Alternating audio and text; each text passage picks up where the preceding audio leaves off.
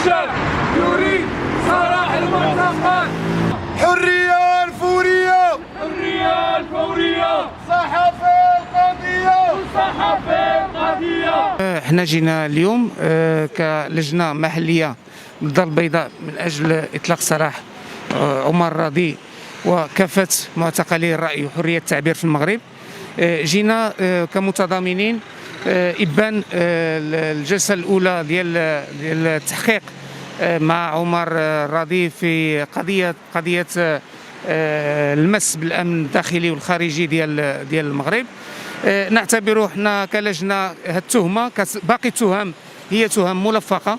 نعتبر كذلك بأن اعتقال عمر راضي هو اعتقال لكونه صحفي يناضل من أجل فضح ملفات الفساد الكبرى في المغرب. يتم يعني إسكات صوت صحفي حر في الوقت اللي الدولة تشجع بعض المنابر الإعلامية التشهيرية، الشيء الذي نندد به كلجنة. دونك حنا كلجنة محلية نطالب بالإطلاق السراح الفوري لا ديال عمر راضي ولا ديال سليمان الريسوني الذي زعما كنعتبروه هو اعتقال تعسفي، لأن هذه المدة الطويلة اللي كيدوزوها في السجن يعني في الملف ديال سليمان الريسوني، ملف اللي انتهى التحقيق ومازال السيد مسجون.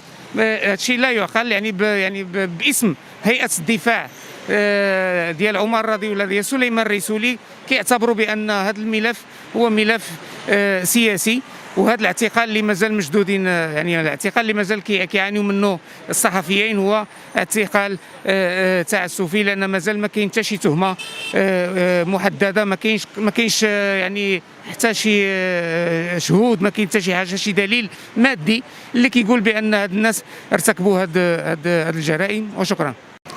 اليوم كتجي هذه الوقفه هذه كتزامن مع العرض ديالو قدام قاضي التحقيق في الملف الثاني ديال ما يسمى بديك الحزمه الثانيه ديال التهم ديال التجسس وتهديد الامن الداخلي والخارجي ديال الدوله. وحنا الان واقفين باش نضامنوا مع عمر ومع جميع المعتقلين السياسيين، وكنطالبوا باغلاق هذه الملفات كامله، لان فعلا بان على انه المقصود يعني والمستهدف هو العمل ديال الصحفيين، وماشي هذه التهم هذه اللي ما كيقبلها حتى حد، يعني ما لا تستقيم حقيقه. لا تستقيم ان واحد شاب صحفي استقصائي تتم الدوله كتجسس عليه بواسطه تطبيق اسرائيلي عند الجيزه. وهذا اللي بشهاده ديال في التقرير ديال لامنيستي لو 22 جوان مباشره كيجي المجلس الحكومي وكيتهم عمر انه هو اللي كيتجسس البلاد، وما فعود ما يردوا على امنيستي بشكل عادي جدا وبشكل دبلوماسي، اتهموا عمر بانه كيتجسس البلاد.